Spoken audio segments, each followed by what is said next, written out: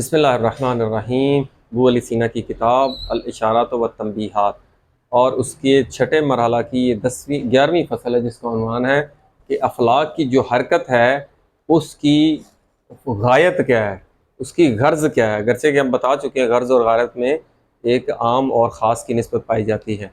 تو یہ جو حرکات ہیں، اخلاق حرکت کر رہے ہیں، کوئی بھی چیز جب حرکت کرتی ہے تو وہ کسی ارادے کے تحت کرتی ہے، اور اخلاق کیا ہیں؟ جسمی ہیں۔ اس کو ہم اپنے آپ سے تشبیہ دے کے یوں سمجھیں کہ انسان جب کوئی بھی حرکت کرتا ہے، جب بھی کوئی حرکت کب کرتا ہے؟ جب کوئی کام انجام دینا ہو۔ جب انسان کوئی حرکت کرتا ہے تو اس کے پیچھے اس کا ارادہ ہوتا ہے۔ اسی لیے یہ ہم نے پچھلی فصل میں پڑھا تھا کہ ارادہ کلیہ ایک اور ارادہ جزئیہ، تو ہم نے عرض کیا تھا کہ ان کا ارادہ جو ہوتا ہے ارادہ کلیہ نہیں ہو سکتا، تو ارادہ جزئیہ ہوتا ہے، کیونکہ جسم سے تعلق ہے اور اس کو کنٹرول کرتا ہے اخلاق کا نفس کنٹرول کرتا ہے۔ نفوس کہیں یا نفس کہیں، ہر فلک کا اپنا نفس ہے، تو یہ اخلاق کو کنٹرول کرتا ہے نفس، جیسے ہماری روح کنٹرول کرتی ہے۔ تو یہ بھی اس کا نفس کا تعلق، کیونکہ اخلاق جسم سے ہے، اس لیے ان کا ارادہ کیا ہوتا ہے؟ ارادہ جزئیہ ہوتا ہے۔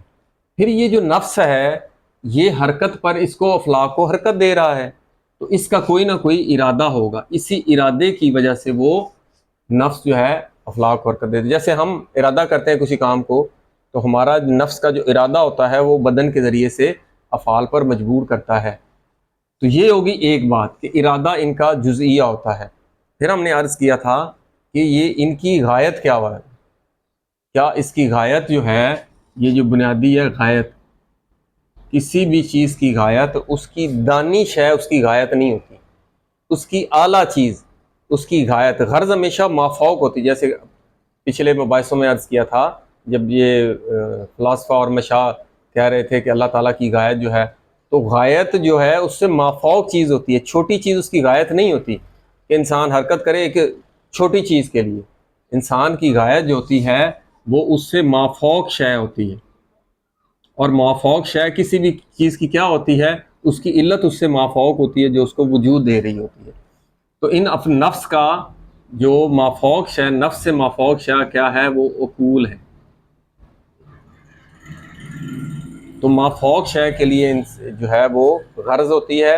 کبھی بھی کوئی شے اپنی دانی کے لیے، یہ بھی ایک فصل میں گزر چکا ہے کہ دانی اس کی غرض نہیں ہو سکتی۔ ہاں یہ ہو سکتا ہے کہ دانی کو فائدہ ملے، جیسے ہم کوئی کام کرتے ہیں، مثال کے طور پر ہم تعلیم حاصل کرنے جاتے ہیں، اصل ہدف تعلیم حاصل کرنا ہے، لیکن جاتے اسکول ہیں۔ اسکول ہم کیوں جاتے ہیں؟ غایت کیا ہے؟ وہ غایت ہے علم۔ پھر اس میں کسی کو کوئی فائدہ ہو جائے، آپ کسی کے ساتھ مل کے مباحثہ کرتے ہیں، اس کو فائدہ ہو جاتا ہے، آپ کی غرض تعلیم ہے لیکن اس سے کسی اور کو فائدہ ہو جاتا ہے۔ کسی کو فائدہ، دانی کو فائدہ ہو جانا یہ دلیل نہیں ہے کہ وہ اس شے کی غرض ہے۔ غرض ہمیشہ مافوق شے ہوتی ہے۔ یہاں تک مصنف نے عرض کیا۔ اب اس فصل میں مصنف کیا عرض کر رہا ہے؟ مصنف کہہ رہا ہے کہ یہ جو اخلاق کی حرکت، یعنی اخلاق کی جو تحریک ہے، یہ ارادی ہے، یہ تو ٹھیک ہے، تو اس کی جو دائی ہے، غرض، کون اس کو ابھار رہا ہے؟ اس کو کہتے ہیں دائی، اس کو ابھارنے والا۔ جو اس کو دائی ہے وہ دو ہو سکتے ہیں۔ کون کون سے دائی ہو سکتے ہیں؟ ایک ہو سکتا ہے حسی، ایک ہو سکتا ہے عقلی۔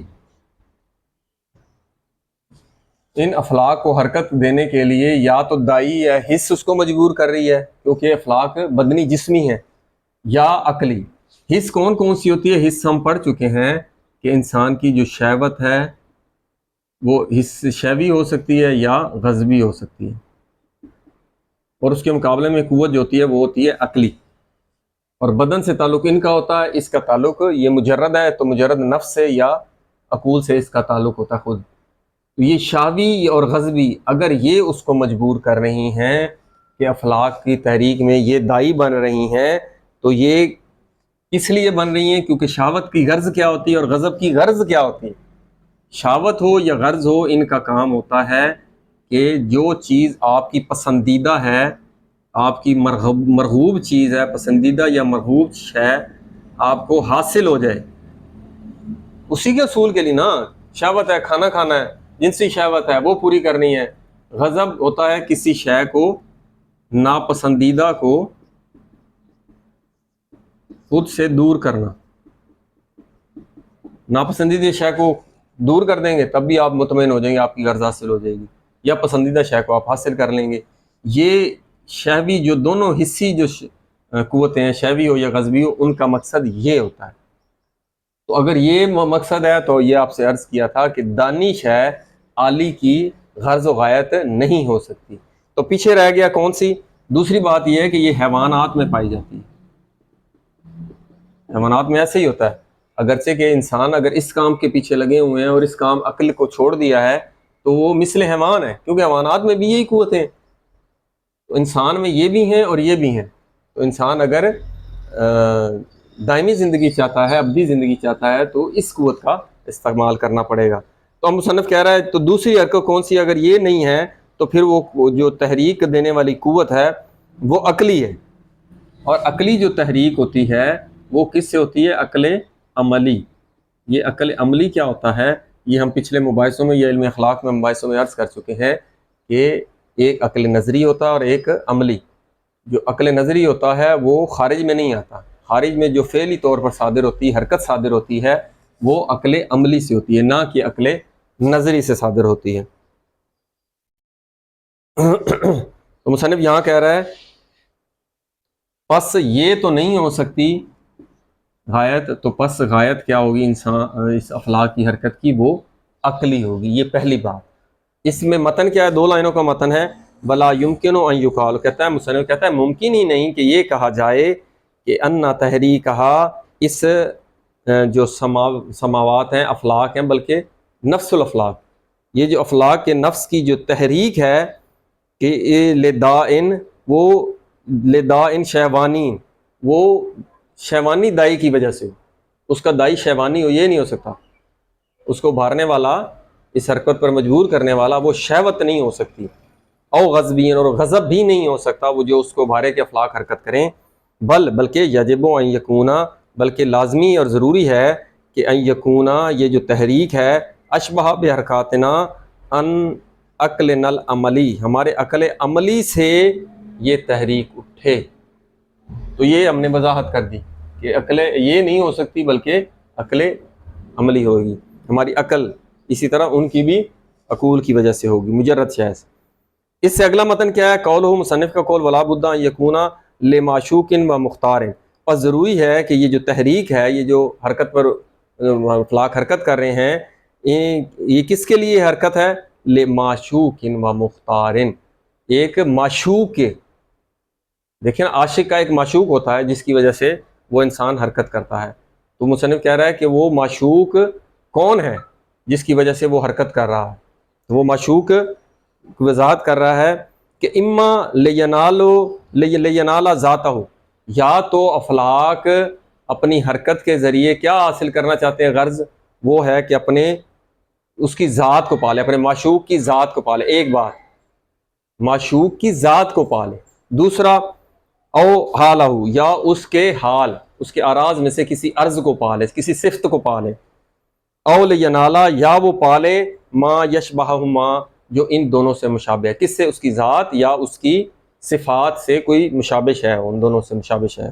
یہ 3 جہتیں نکلیں گی۔ اب اس کی وضاحت اس طرح ہوگی کہ یہ کہہ رہے ہیں کہ تحریک جو ہے، تحریک کا سبب، اس حرکت کا سبب، اس کا وجہ کیا ہے، کیا غرض ہے؟ کہ یا تو وہ کہتے ہیں کہ اس کے محبوب کی ذات یا معشوق کی، محبوب کی یا تو ذات ہے، دوسرا یا محبوب کی صفات میں سے کوئی صفت کو وہ پانا چاہتے ہیں، یا تیسرا جو ان دونوں کے مشابہ کوئی چیز تیسری ہو، یہ نہ ہو یہ ہو۔ اب یہ ان کی وضاحت مصنف کر رہا ہے۔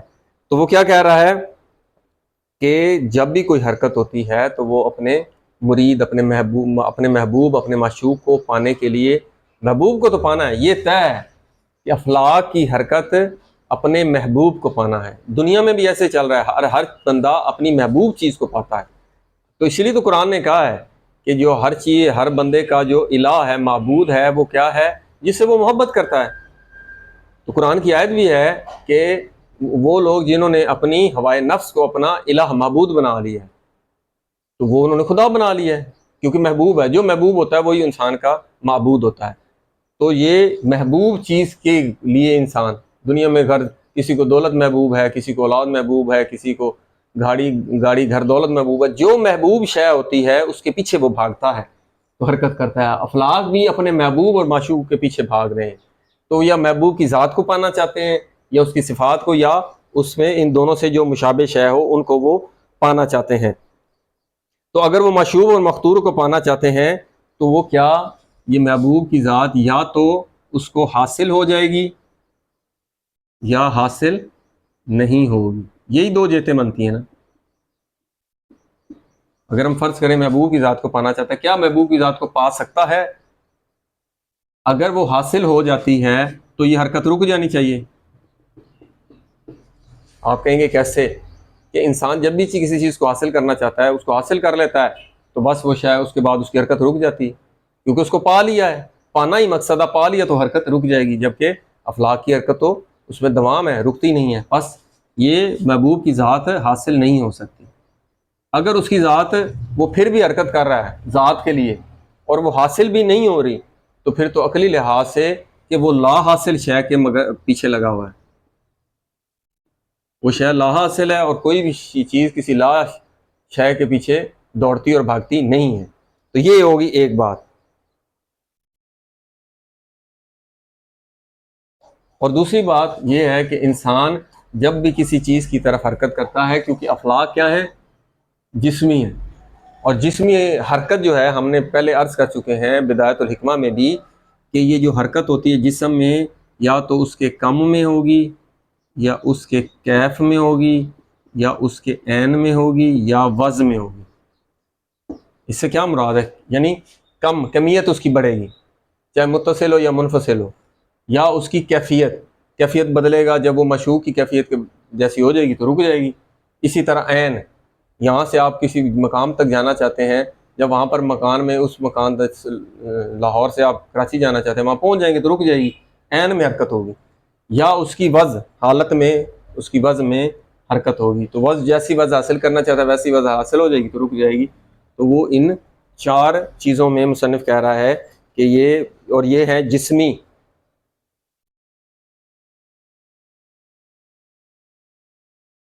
اب دوسری آگئی کہ وہ اس کی کسی صفات، یہ تو ہو گیا محبوب کی ذات، نہیں ہو ذات حاصل نہیں ہو سکتی، لا محدود ذات ہے، اگر حاصل نہیں ہو رہی تو لا حاصل شے کے پیچھے انسان کوئی چیز نہیں لگتی، یہ نہیں، ممکن نہیں ہے۔ وہ کہتے ہیں دوسری آگئی قسم، مصنف کہہ رہا ہے کہ معشوق جو ہے اس کی کسی حال، اس کی کسی صفت کی وجہ سے یہ افلاک حرکت کر رہے ہیں، اس کی کسی صفت کو پانے کے لیے حرکت کر رہے ہیں۔ تو پھر کیا ہوگا؟ تو یہ جو صفات میں سے کوئی بھی صفت، کیونکہ یہ جسم ہے تو جسم کیا ہوتا ہے، وہ مصنف کہہ رہا ہے کہ 3 یا 4 اس کی صفات ہوتی ہیں اپنی معشوق۔ ایک ہوتا ہے معشوق کے مماسا، یعنی مس کرنا، جسم سے مس کرتا ہے، یہ قریب ترین اپنے قربت، جیسا کہ باپ اپنے اولاد کو گلے لگاتا ہے، اس کو چومتا ہے، تو یہ مماسا ہے۔ یا دوسری ہوتی ہے محاذات۔ محاذات کیا ہوتی ہے؟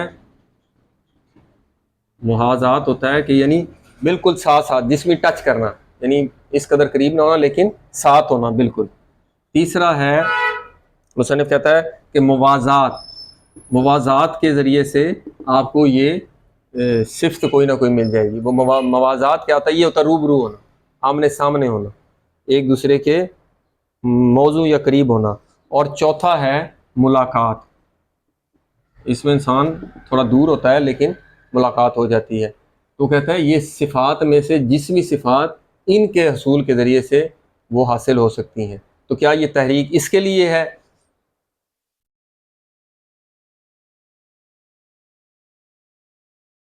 تو یہ بھی مصنف کہہ رہا ہے کہ نہیں ہو سکتی۔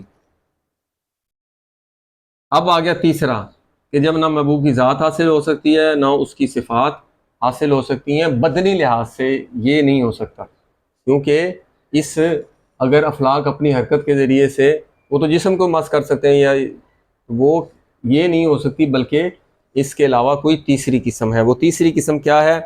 وہ ہے حال ہونا۔ اب اس حال کی بھی دو قسمیں بنیں گی. ایک حال کی قسم اس کی ایک یا وہ حال معشوق کی جانب سے ہے یا معشوق کی طرف سے نہیں ہے.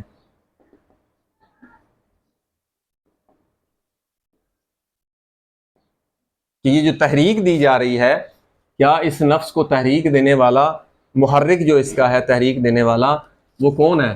یا تو وہ عقول ہے، تو یا وہ عقول نہیں ہے بلکہ خود نفس جو ہے وہ اس کے مشابہ ہونا چاہتا ہے، یا خود یہ تحریک دے رہا ہے کہ یہ اس کے مشابہ ہوں.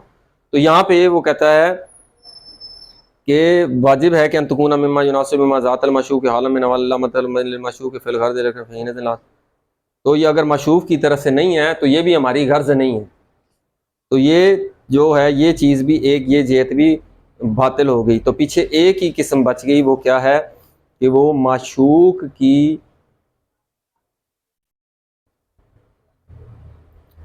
شباہت، اپنے معشوق یا اپنے محبوب جو ہے ہستی، اس سے تشبہ. تشبہ کیا چیز ہوتی ہے؟ یعنی اس کے رنگ میں رنگنا. آپ دنیاوی عشق میں بھی دیکھ لیں، اسی طرح کے مثالیں دی جاتی ہیں. عاشق جس سے معشوق سے محبت کرتا ہے اس کی ہر صفت سے محبت کرتا ہے، اس کے رنگ میں رنگا جانا چاہتا ہے. خود قرآن میں ہے اللہ کے رنگ میں رنگے جاؤ. تو رنگ میں رنگنا کیا ہوتا ہے؟ یہ کوئی مادی رنگ ہے؟ وہ روحانی رنگ ہے، روحانی صفات ہیں. اسی لیے کہ تخلقوا باخلاق اللہ، اللہ کی اخلاق سے خود کو مزین کر لو، وہ والی صفات پیدا کرو. یہ نہیں ہے کہ وہ لامحدود اللہ کی صفات، آپ لامحدود صفات. آپ خود جزئی ہیں تو جزئی ہوں گی لیکن ایک سنخیت ہو جائے گی. تو اگلا متن کیا ہے؟ وَلَوْ كَانَ لِلْأَوَّلِ، یہ پہلی قسم. اگر تحریک جو افلاق کی تحریک کی علت، اس کی غرض، اس کی غایت محبوب کی ذات ہے، تو کیا ہے؟ لَوَقَفَ اِذَا نیلا، جب وہ اس کو پا لے گا تو وہ رک جائے گا، جبکہ افلاق کی حرکت رکتی نہیں ہے. پاس یہ نہیں ہو سکتا. اور طلب المحال، یا وہ محال شے کو طلب کر رہا ہے، کیونکہ اللہ تعالیٰ کی ذات لامحدود ہے، اس کو تو حاصل نہیں. یا تو رک جائے گا، اگر رک نہیں رہا تو لامحدود ذات ہے، لامحدود ذات کو نہیں پا رہا تو لا حاصل شے کو حاصل نہیں کر رہا، محال کو حاصل کرنا چاہ رہا ہے، جبکہ یہ ممکن ہی نہیں ہے. وَكَذَلِكَ، اسی طرح لَوْ كَانَ لِطَلْبِ نَيْلِ شِبْهِ، کہ اگر وہ اس کی شبہ، ان دونوں کے مشابہ کچھ ہے، وہ دو بنے گی. ایک میں استقرار ہے، ایک قسم میں یعنی استقرار. استقرار کیا ہے؟ یا آپ یوں کہہ دیں کہ رک جانا ہے، وہ شے حاصل ہے، ہو گئی تو وہ رک گیا. دوسرے میں استقرار نہیں ہے. جب استقرار نہیں ہے تو پھر وہ حرکت میں ہی رہے گا، رکے گا نہیں، رکنا نہیں ہے اس میں. تو یہی قسم رکھتی ہے. تو استقرار نہیں ہے. مصنف اسی طرف جا رہا ہے متن کے حساب سے. لو کانا، یہ جو تحریک ہے لطلب نیل، ایک شے کو پانے کے لیے، کس کو؟ وہ شے کیا ہے؟ نیل شبہ، اس سے شبہ، اس سے ہم رنگی، اس سے شباہت کو پانے کے لیے ہے. تو من حیث سے یستقر، اس حیثیت سے کہ وہ رک جائے. فہوا لنیل شبہ لا، یا دوسری وہ ہے لا یستقر، جس میں رکنا نہیں ہے. تو کہتے ہیں یہاں پر جو متن ہے،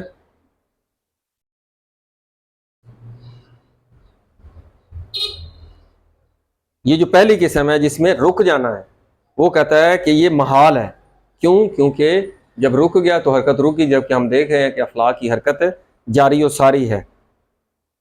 تو پھر یہ ایک ہی جہت بنی، وہ یہ والی جہت بنی کہ اس میں چونکہ رکنا نہیں ہے تو یہ جو شباہت یا ہم رنگی ہے یہ لگاتار ہے،